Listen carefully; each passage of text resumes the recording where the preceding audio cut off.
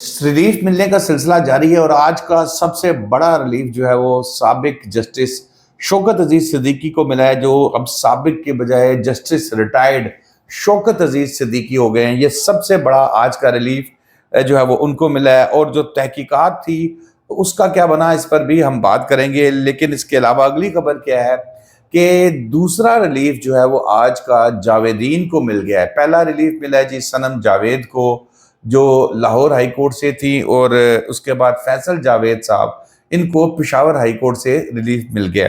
और ये अब इस रिलीफ को एंजॉय कर पाएंगे। तो या वो बाजुबान शायर के एक और दरिया का सामना था मुनीर मुझको, एक दरिया के पार उतरा तो मैंने देखा। शौकत अजीज सिद्दीकी साहब का यहाँ से शुरू करते हैं जनाब। शौकत अजीज सिद्दीकी साहब 21 जुलाई 2018 को इस्लामाबाद हाई कोर्ट के जज थे और रावलपिंडी बार में खिताब के दौरान उन्होंने हसास इदारे पर अदालती काम में मदाखलत के इल्ज़ामात आयद किए। साबिक जज ने कहा कि बयान पर पाक फौज के शोबा ताल्लुकात आमा ISPR की जानिब से जो है वो रद्द-ए-अमल भी सामने आया था, और उसमें उन्होंने कहा था कि रियासती इदारों पर लगाए जाने वाले इल्ज़ामात की तहकीकात होनी चाहिए।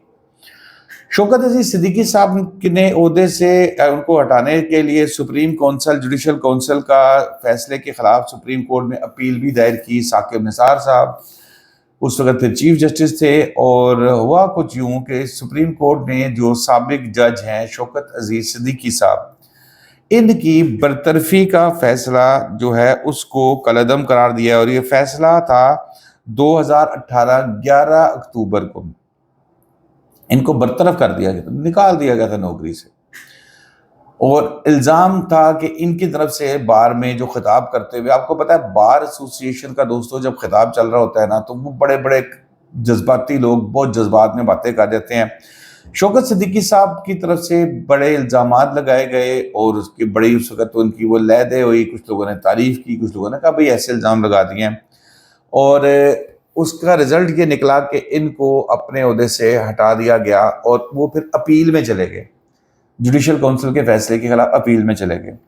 चीफ जस्टिस काजी फायज ईसा साहब की सरबराही में जो अब बेंच बैठा है, जिसमें जस्टिस अमीनुद्दीन साहब थे, जस्टिस जमाल मंदुखेल साहब थे, फिर जस्टिस हसन अजहर रिजवी साहब, जस्टिस इरफान सआदत पर मुश्तमिल 5 रुकनी बेंच ने 23 सफ़ात पर मुश्तमिल जो है वो महफूज फैसला जो है वो जारी किया। फैसले में सुप्रीम कोर्ट ने जस्टिस शौकत अजीज सिद्दीकी साहब जो हैं इनको सुप्रीम जुडिशल काउंसिल की सिफारिश पर जो है वो सिफारिश पर कलअदम करार दिया गया था। जो सिफारिश थी जो की गई थी सुप्रीम जुडिशल काउंसिल की, उसको कलअदम करार दे दिया एग्जैक्टली, ताकि आपको अंदाज़ा हो जाए कि लफ्ज़ में मिक्स नहीं कर रहा। सुप्रीम कोर्ट ने फैसले में कहा है कि शौकत अजीज सिद्दीकी की बरतरफी के खिलाफ अपील मंजूर की जाती है।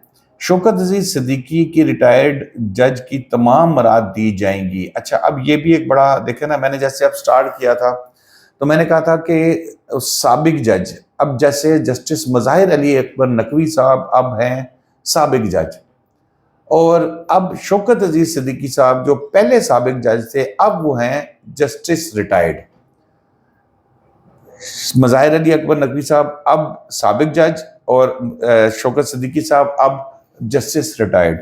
मरात जिसमें उनको पेंशन, बाकी मरात, पेट्रोल, गाड़ी, जो मरात मिलती हैं वो तमाम चीज़ें उनको अब उनकी वो बहाल हो जाएंगी। और फिर फैसले में कहा गया है कि जस्टिस शौकत अजीज सिद्दीकी को बहाल नहीं किया जा सकता। फैसले में ताख़ीर की वजह से जस्टिस शौकत अजीज सिद्दीकी की उम्र 62 साल से ज़्यादा हो चुकी है, लिहाजा जस्टिस शौकत अजीज सिद्दीकी को रिटायर्ड जज तस्वुर किया जाएगा। अच्छा, अब इसमें आज के फैसले में वो बड़ा क्लियरली कह रहे हैं कि जो माजी में शौकत अजीज सिद्दीकी साहब का सारे जो फैसले थे वो मतलब उनके खिलाफ जो है तो टोटली उन्होंने पैक कर दिया, उन्होंने कहा जी खत्म हो गया ये सब कुछ, अब बहाल भी उनको कर देते हैं। यानी कि अब सुप्रीम कोर्ट ये बात का अंदिया दे रही है कि अगर ये केस उनका इतना स्ट्रांग था कि अगर वो 62 साल की एज न क्रॉस कर गए होते तो उनको बहाल कर दिया जाता। اب کیونکہ وہ ان کی ریٹائرمنٹ کی ایج گزر گئی ہے اس لیے ان کو بحال نہیں کیا جا رہا، لیکن بحال تصور کیا جا رہا ہے۔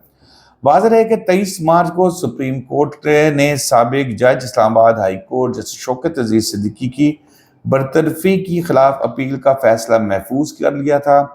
دوران سماعت چیف جسٹس قاضی فائز عیسیٰ نے ریمارکس دیے تھے کہ محتاط چلنا ہوگا، کہیں اداروں کے درمیان قائم آئینی توازن خراب نہ ہو۔ اب یہ محتاط ہی چلے ہیں۔ شوکت عزیز صدیقی صاحب کی جانب سے میں نے بتایا کہ جب بار ایسوسی ایشن میں خطاب کر رہے تھے تو انہوں نے بڑے سنگین الزامات لگائے۔ انہوں نے کہا کہ جی ہمارے پہ دباؤ میرے پہ ڈالا گیا اور میرے پہ پریشر ڈال کے کوشش کی جا رہی تھی کہ مرضی کے فیصلے لیے جائیں، لیکن میں کسی قسم کے پریشر میں نہیں آیا۔ یہ تھی جی شوکت عزیز صدیقی صاحب کے ریلیف کی کہانی۔ آ جاتے ہیں جی اب جو جاویدین کو ریلیف ملا ہے، صنم جاوید اور فیصل جاوید، ان دونوں کو ریلیف ملا ہے، اور صنم جاوید کو لاہور ہائی کورٹ سے ملا ہے، سینیٹر فیصل جاوید کو ملا ہے پشاور ہائی کورٹ سے۔ فیصل جاوید سینیٹر کے کاغذات اب دوبارہ وہ کیونکہ کانٹیسٹ کر رہے ہیں، کاغذات پر جو ہے وہ الیکشن کمیشن نے مسترد کر دیے تھے، اور جس کے خلاف انہوں نے پشاور ہائی کورٹ میں اپیل دائر کی تھی۔ فیصل جاوید انہوں نے کہا کہ ان کی کوئی زمین تھی سوابی میں جو انہوں نے شو نہیں کی تھی۔ اب وہاں پر جب اس کی تحقیقات کی گئی، منگوایا گیا، تو اس میں پتہ لگا کہ یہ تو ان کے نام پہ زمین ہی نہیں تھی۔ اعتراضات جو دائر کیے تھے وہ ہائی کورٹ چلے گئے اس کے خلاف، کیونکہ الیکشن کمیشن سے تو ان کو ریلیف نہیں ملا تھا، جو درخواست جس نے چیلنج کیا تھا اس کو ریلیف ملا تھا۔ سوابی میں اپنے نام زمین ظاہر نہ کرنے کا الزام تھا، اور ریونیو آفیسر نے جواب جمع کروایا تھا، اور انہوں نے کہا تھا کہ زمین کی جو ہے وہ فیصل جاوید کے نام پہ ہے ہی نہیں ہے۔ اچھا اب آ جاتے ہیں جی لاہور کی صنم جاوید پہ، کیونکہ صنم جاوید نے جب کہا تھا کہ میں سینٹ میں جاؤں گی اور میں بڑا وہاں پر توڑیں پٹ دوں گی، تو مجھے اسی وقت تھوڑا سا ڈاؤٹ ہو گیا تھا۔ میں کہا اس نے نا توڑیں زیادہ پٹتی ہیں، مسئلہ بنے گا آگے چل کے۔